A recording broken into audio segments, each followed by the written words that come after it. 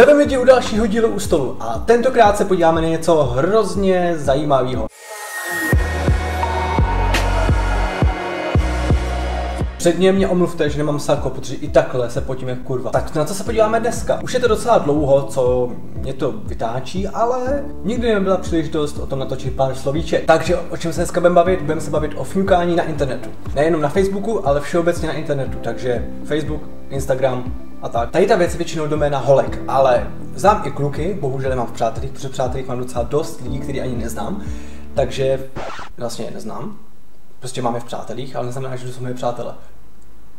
Komentáře typu, pochopím, podívejte se, toho nějaké srandovní a tak dále, ale komentáře typu já jsem tak strašně sám, já už nevím, co dělám špatně. To samé fotky na Instagram, proč je život tak nespravedlivý.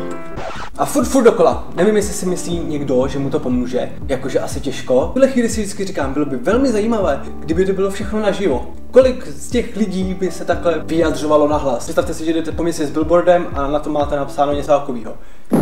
Asi by vás každý potlemil, že jo? A nebo by vám dali 5 korun, to je taky možno. Takže prosím vás, zkuste to třeba nedělat a zkuste jít třeba ven a hledat ty správní lidi, kteří vám nebudou tak strašně ubližovat. I když on je někdo někdy strašně smutňoučkej i z toho, že ho poškrábe kočka, kterou má už 5 let a mají strašně rád. Jsou věci, které nikdy nepřekonám.